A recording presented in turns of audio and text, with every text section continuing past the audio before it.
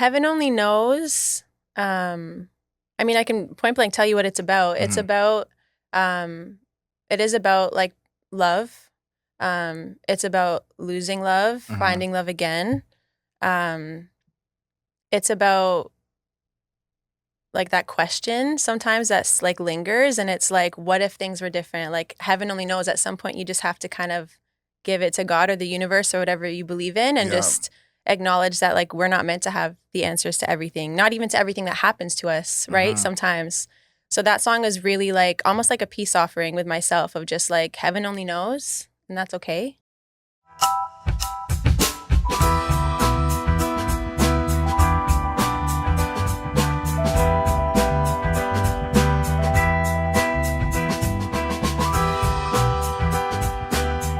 Here in The Cut, we challenge our guests to finish a tub of ice cream before the end of the conversation.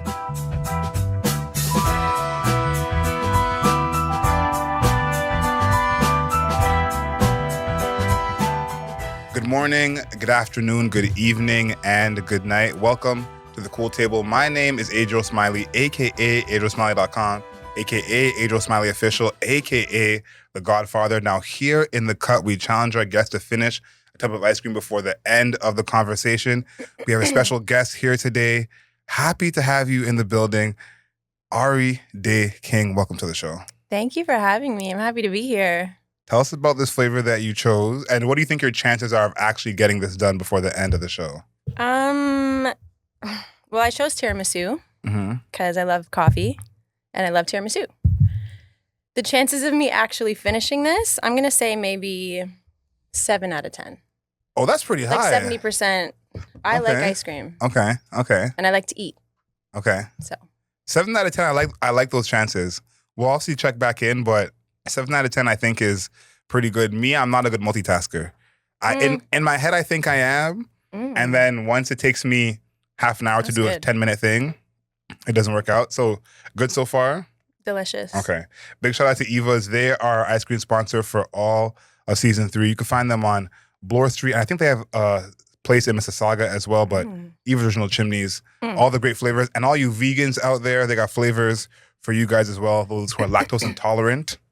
Wow. Flavors for you as well. If you don't want your tummy twerking, Eva's can help you with that. I used to be lactose intolerant. So how'd that happen? You just not anymore? I just grew out of it. Weird. Wow. Yeah. Okay, I guess you're God's favorite. It must be. Yeah, something like that. It's been basically a little over a year since your first single, which it feels crazy. It's like that doesn't feel like that long ago, but again, a little over a year since your first single. And I want to go before that. What was kind of the lead up to the first single, the start of you putting that song together, and then you deciding, okay, this is actually going to see the light of day? That's a loaded question to start with. I think like music was a very long time coming for me. I wrote my first song when I was maybe grade 6. So I just got to a point where I was like, I either go for this or I don't. But the thought of me being like old and gray and looking back on my life and being like, I didn't even try, that scared the crap out of me. So yeah, right before I released Nostalgia, I kind of had this epiphany, and I was just like, even if it's just for me, even if nobody likes my music, like clearly this is something that I need to do, because it's just something that does not leave me. Like the idea doesn't leave me. The inspiration never leaves me. I always have ideas for new songs, and it's just like I'm constantly feeling it. So I was like, even if it's only for my best self, I have to release it. So it was very liberating. That's pretty wholesome. I actually love that. Cool. But I want to know, before you had that moment where you're like, I'm actually doing this, what was the fight for you not doing it? Because you're not a spring chicken. Between grade 6 and now is a little bit of time. So in between that... You're so rude. I'm just kidding. What was kind of the push you had within yourself of like, I still like music, clearly I still have passion for it, but I'm not doing it? Like, talk about that, what was going on kind of internally. I think, honestly, it was a confidence thing for me. I mean, we all struggle with confidence. I think even the people that seem the most confident still have their days. But for me, And also too, like my family's West Indian, like old school West Indian, so they like more practical Yes, I career can paths. confirm. Yeah, right? So, and don't get me wrong, like my family's very supportive. But because I kind of had that lack of confidence in myself, I really didn't think that like my music was anything special, and that's really sad to say because it is. And unfortunately, the more I showed people my music and the more I saw people's reactions and they were like, this is really good, my confidence slowly started to build. And then eventually it just got to a place where I was like, I have a responsibility actually. Like I feel like God has given me this gift. And I have a responsibility to share my music. There's this quote, I wish I remember who said it, but it says, anything you want to do, do it scared. And it's kind of like taking that leap of like, even if you're not ready, still hopping into it. And I think even this show is kind of a little bit of that as well. So I totally understand of like, before you even get here, like, am I even good enough to even do this? You know what I mean? And I think that we all have a moment where, whether it's artificial or real, you just got to find a way to believe it. Right? Like, whether it's like someone tells you or you just have that irrational confidence, that's kind of all it takes. And you're like, okay, I'm doing it. This is what it is now. And it really is as simple as that. Like, I think we also overcomplicate things. Facts. It really is as simple as that. And also, too, you can't expect other people to believe in you if you don't believe in yourself. Like, you have to, it starts with you, right? So, Facts. yeah. Yeah, I think hearing your music, like you sound like such a natural. And I think you've done something with this project in particular, but just with like your sound in general, that I think some people are trying to achieve. And from being around so many artists, musicians of different disciplines, I can kind of like, I'm a drummer myself. And so I can kind of feel when it's like, you think this is cool or you have like that natural talent. And it's interesting to think that you didn't feel like you were good enough when I think you do have that kind of natural feel for it. I do. That some people don't have. So when you started, how were you in terms of comparing yourself to others? Because that's something that I feel like people deal with before they start. And then once they get in, it's like a whole different ballgame. Did you deal with that at all? Or were you kind of, good when you came in right away? Oh, I was wonderful. I'm just kidding. I don't know. Like, I never had the urge to try and replicate anybody. Or I just have a lot of respect for creativity in itself. And I think that's part of the reason why my music is so special, because I really like value the process from start to finish of even like feeling something or having an idea and like executing it. And a lot of the time when I'm writing a song, like I have no clue where it's going to go. I don't put it in a box. I don't even name it usually until like the very end, just because I'm very open to like what the process has for me, which I think is a really beautiful like song and dance. So I think just because that has always been my mindset and I've always had such a value for that, I think by the time I actually started to go after it, it came very natural to me. It's the one thing in life where I feel like I'm 100% in my own skin. Like I'm doing what I was literally designed and made to be doing. Music and writing and playing instruments and now production is the only thing in life that really gives me that feeling. Yeah, I feel like there's almost an ease that I think, again, not everybody has, because I think you can tell when someone's imitating a certain sound. And then you can tell when someone's like, okay, no, this is coming from them. And what you did with this project, which I think is very rare, is like it captures a feeling. Like I think so too. Like, I love that you just said that. No, because I think even though we just become best friends? I hope so. Kodak voice. I hope so.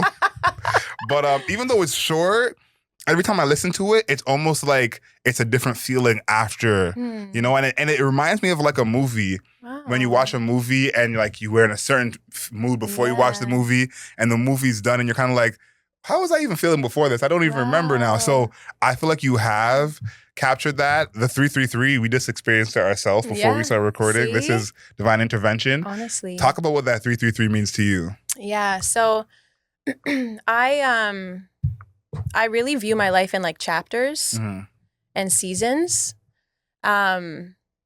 And I feel things like very deeply. It's a blessing and a curse. I know there are many people that way, but I just like my capacity to feel things is very, very deep. And so throughout my life, I've always seen numbers, and I notice that when I'm going through a specific season or coming out even more so of a specific season, I'll stop seeing those numbers and I'll start seeing a whole new set of numbers. So when I was writing this EP, I was seeing 333 like everywhere, multiple times a day, like license plate. I would just pick up my phone, it would be 333. And also too, as I started to kind of research like what 333 means, like angel number wise and things like that, it was very centered around like creativity and prosperity, and like growth, and expansion and things like that. And it was so aligned with where I was in my life season wise. And I was like, no, this needs to be the name of the EP. So that's where that came from. No, I like it. Obviously, we're here for the angel numbers.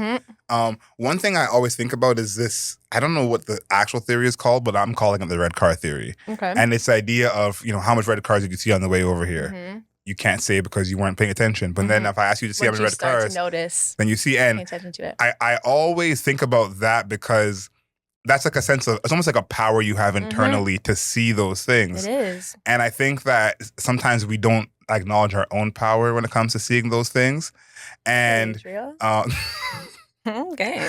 And it can be something small, but it's like knowing you have that power in the first place is part of, kind of tapping into it. 1,000%. And I had it today. Obviously not as deep as the 333 or the red cars, but I bought my first pair of Crocs. Maybe my only pair of Crocs. I'm not with y'all, our team Crocs. Like, I bought the ones that look like mules. They don't got the holes in them. They're still fly. Like, don't get it twisted. I'm not one of y'all. Okay.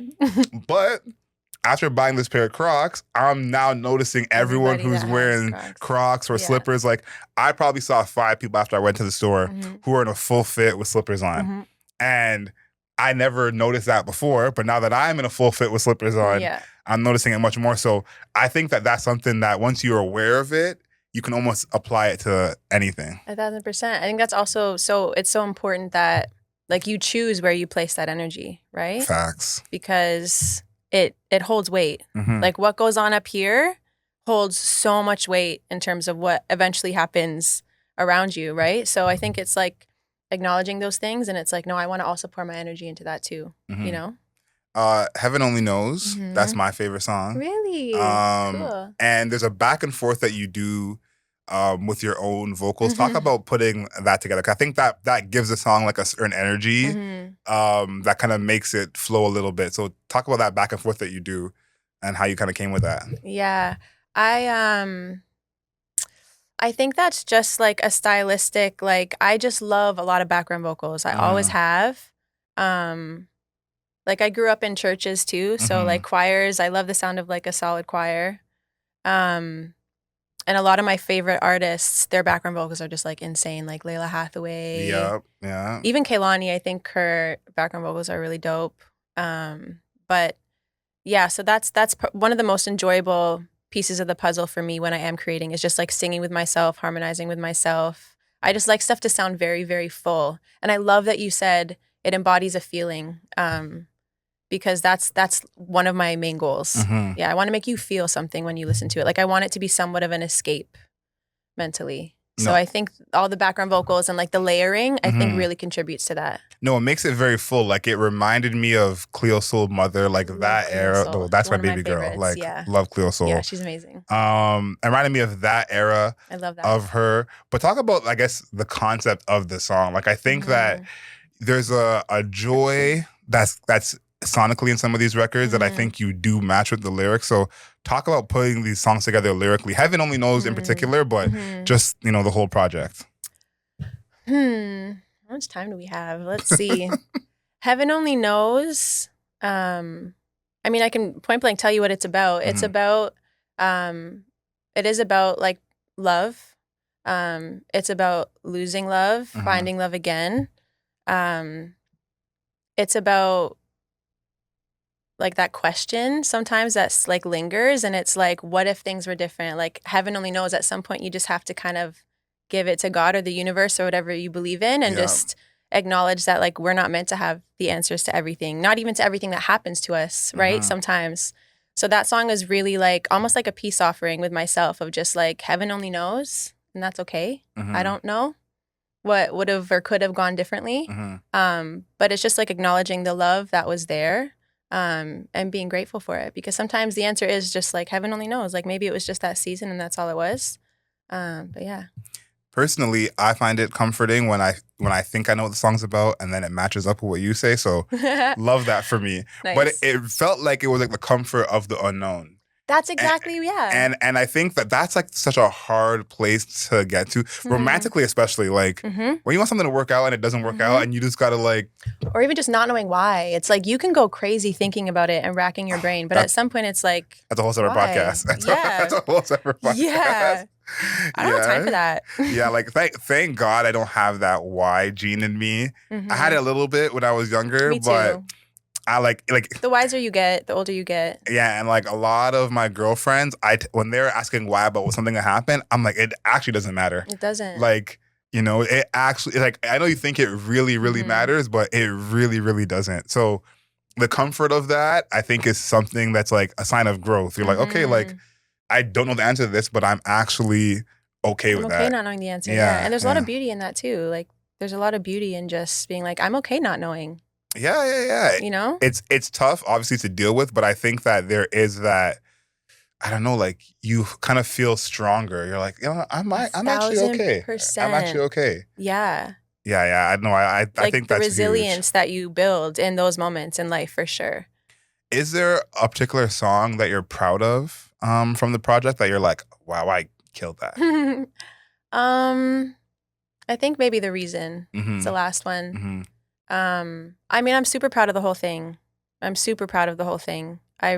love it. I absolutely love it. I listen to it all the time. And I find it very healing and therapeutic. Yeah.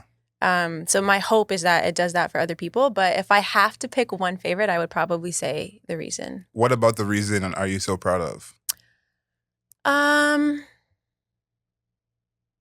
I think like melodically and musically and instrumentally, The Reason, my thought process behind The Reason was even outside of the lyrics, because I'm a huge lyrics girl. I love and really appreciate solid lyricism. But even outside of that, my goal with The Reason was to actually capture the feeling through like the instrumental and like the sound and the vibe of the song, even aside from the lyrics. And so honestly, like sometimes I even just listen to that instrumental and I'm just like, I mean, I wrote it, so it makes sense that I would just understand it. But I think I felt really proud when I finished that. Listening back, I was like, yeah, this embodies exactly what I was feeling at the time, even outside of the lyrics. Yeah, there's definitely a lot of feelings on the record. I think that's why I say you really do capture a feeling, because my thing is, I know not every listener is going to catch the lyrics all the time. Like, if you even think about the songs that we used to listen to when we were kids. Oh my gosh. And some of the lyrics. Oh my gosh. Like, Lil Wayne's Lollipop obviously comes to mind right away, where it's like, we were screaming that in middle school, in elementary school, in high school, like it was nobody's business. Didn't know nothing about no lollipops.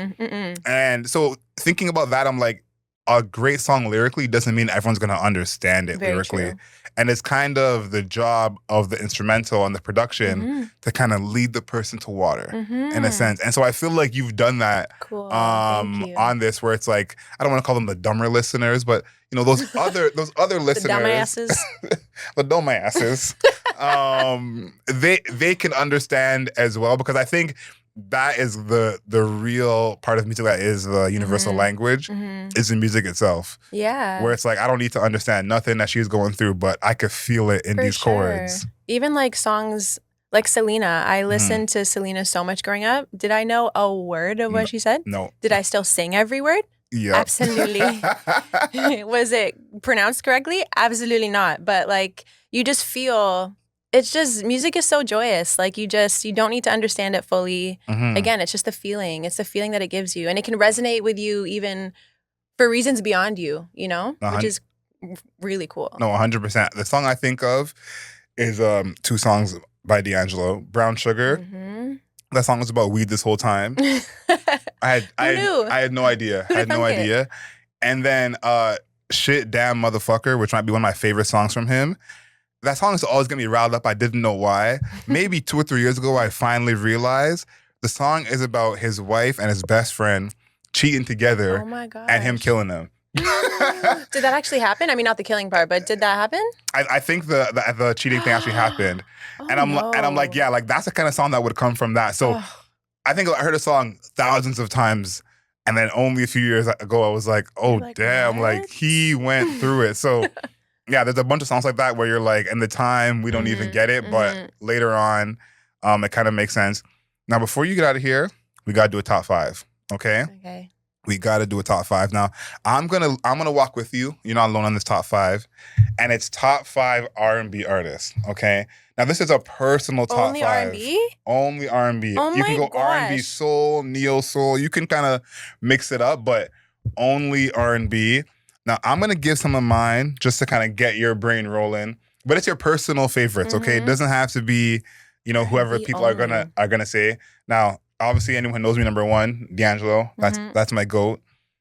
Cleo Soul, I would have to put in there as well. I would agree. Lauryn Hill Yep. has to be in there for me.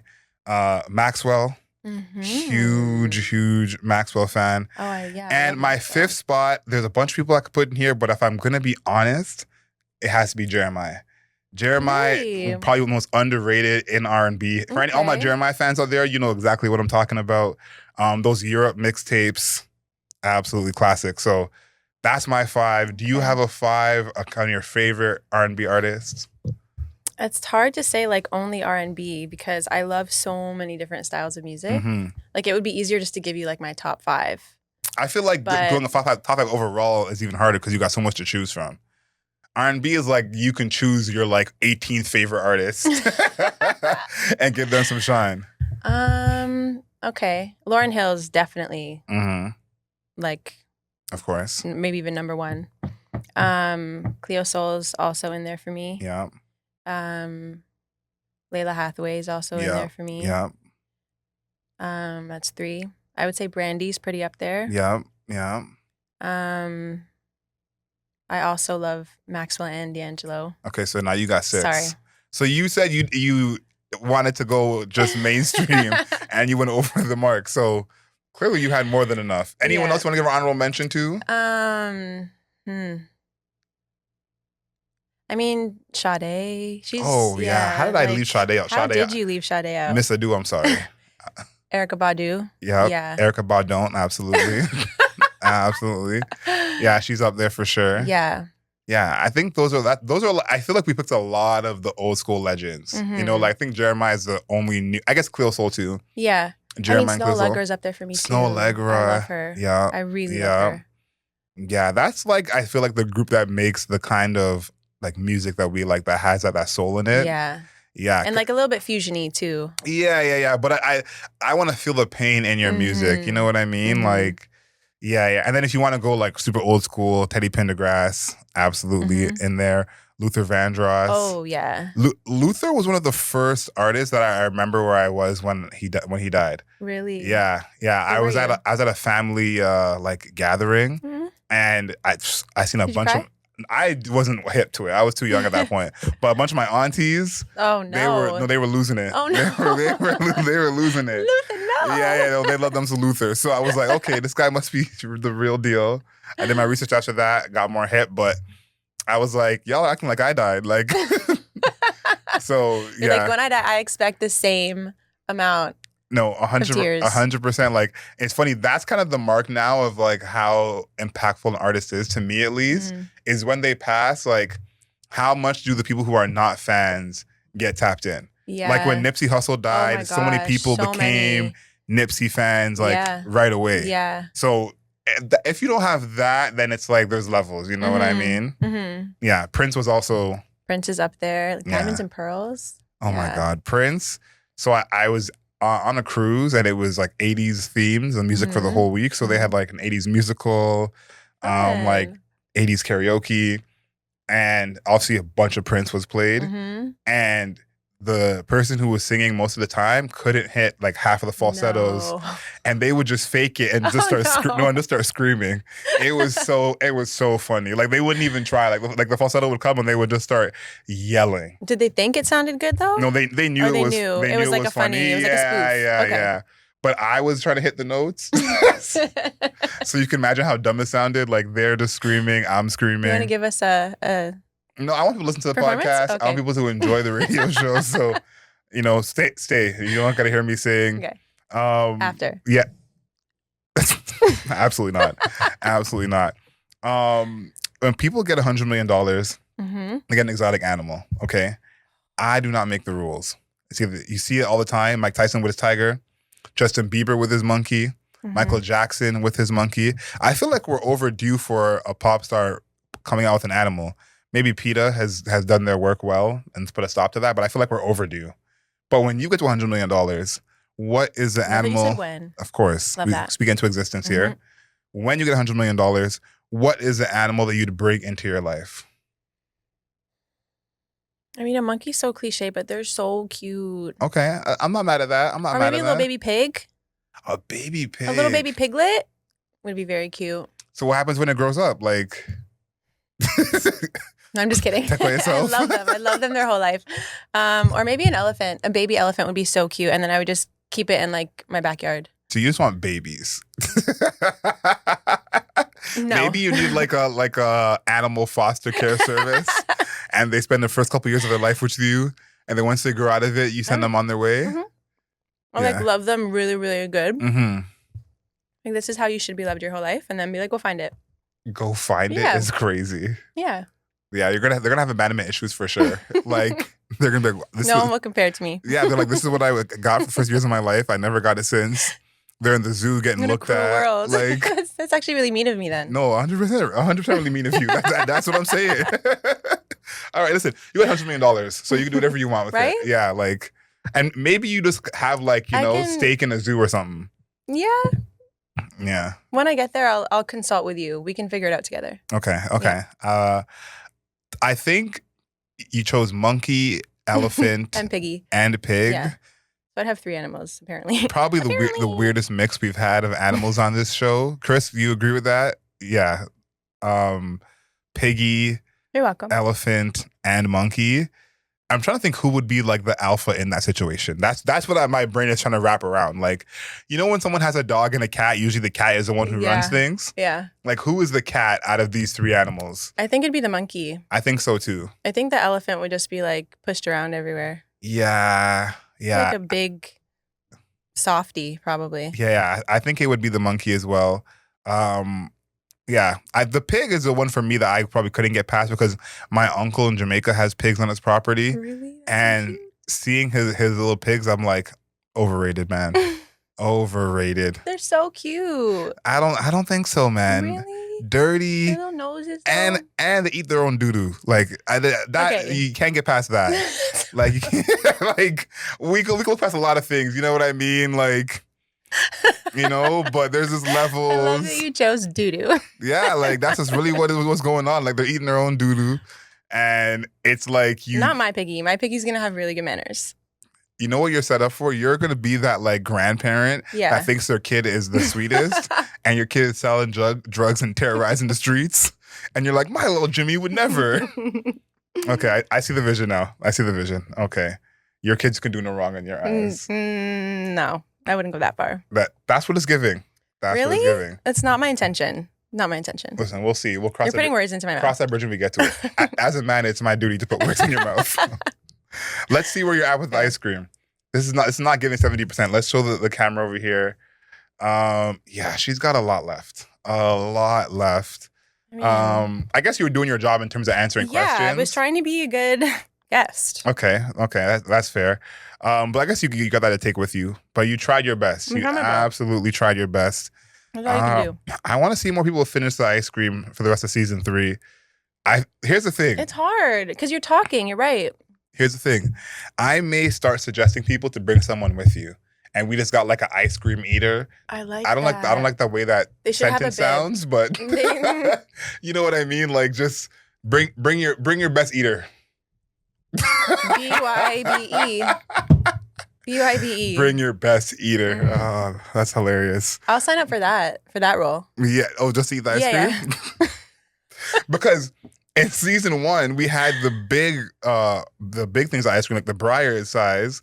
That's just mean. No, it was insane. But, different time. That's just mean. So now that we have a smaller batch, I would think that we have more people finishing, but not always the case. But season 4, we'll have that new thing, bring your best eater. You should do like a little is it SMR? I could just like ASMR? ASMR, just eat in the microphone. Oh my goodness. I don't want to kink shame, but that is one of those things that I just don't understand. Like, no, I don't either. It's like when someone whispered in your ear and you were like, it's kind of cringy. Get off of me. Yeah, and it's like the hot breath. And to think that someone would put both AirPods in and turn it up. To listen to that. Like, it's so true. Put that in their search bar. Like, yeah, like that's probably one of the most like least harmful kinks, but I would judge someone for. Really? Like I just and I work in audio, so maybe I shouldn't be as judgmental about that. But I just feel like, why would you? You know what? We're off the rails now. That's not important. Not important. So we have this segment on the radio show called Wednesday Wisdom. Mm-hmm. Look for a motivational quote or saying either you remind yourself of or the people around you. What's that saying for you?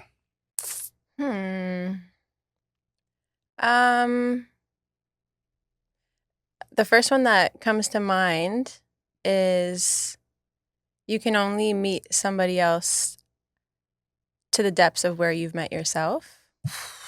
I like that. Yeah, that's like a mantra for me because I feel like it's a reminder to like do the hard work within yourself, because when you meet people that are deserving, like you can meet them at the same depth.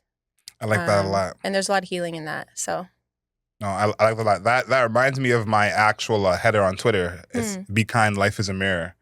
Yeah. So I like that a lot. It is. Yeah. Thank you for all the gems you dropped today. Thank you. I really appreciate you being here on the show. Likewise. Thank you so much for having me. No, honestly, I really, really appreciate it. No, I appreciate it. We're gonna have appreciate off. Yeah. You're not gonna win that one. Listen, I'm a gratitude king. Okay, you're not gonna win that battle. That's the battle you're not gonna win. Okay, fine. Thank you to Eva's for supplying us with the ice cream once again. Delicious. Thank you for everyone for making it to this far into the podcast. Make sure you find us on the interwebs at The Cool Table Live on Instagram, at The Cool Table on YouTube. You can find me on TikTok at adrielsmiley.com. And until next time, know yourself, know your worth.